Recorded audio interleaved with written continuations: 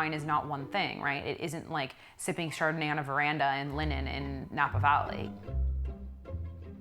It's delicious and it gets you a little fucked up. You know, I mean, like, that's the point of it.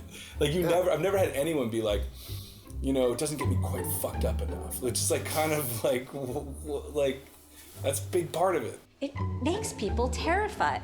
We've gotten too precious with it. You know, everybody's, you know, they feel insecure about something, insecure about going into a wine shop. Like, who gives a shit?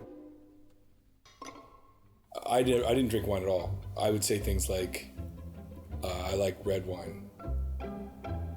Or is it dry? That was sort of like the range of my experience. Or white wine, I don't like that. Wine and food together is an incredibly curious and fascinating and endless topic of conversation. As a sommelier, you build up a wine list which will match with the chef's cuisine. Ultimately, what you want to achieve is that they combine and elevate together.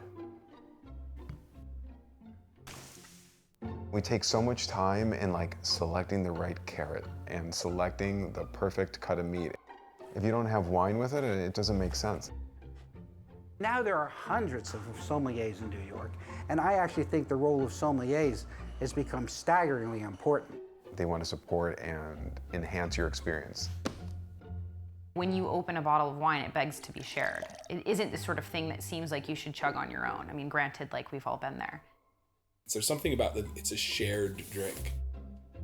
You don't have that because you're drinking beers. Like that, no one's like, you guys are having a Michelob Light as well? Like, let's just put these tables together. I want to try that. This age that we live in right now, it's the greatest time ever to be interested in wine. They're making wine differently than most of the wine we all drink now. It's very traditional, and it's very old world, and it's totally fascinating. I go to restaurants a lot of the time now, and I open up a wine list, and I'm like, I don't know what the fuck anything is on this wine list. And that's not scary to me. At least there's more of a choice now, and you know, what I love, you might hate, and that's fine. Tasting and drinking are always two different things. When we taste, it's a very focused, concentrated tasting. By drinking, you just have a great time.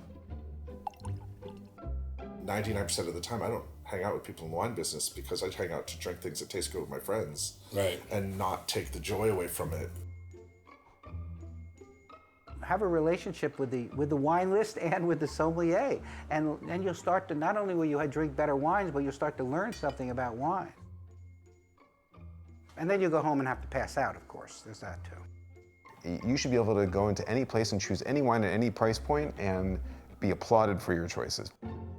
It's like, oh, you have to like know about it to be in this club. It's like, no, you have to know about wine to like it. You just have to drink it.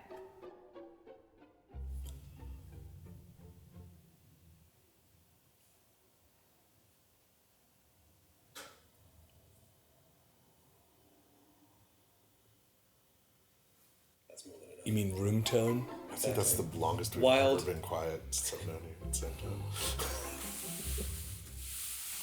Oh, cool.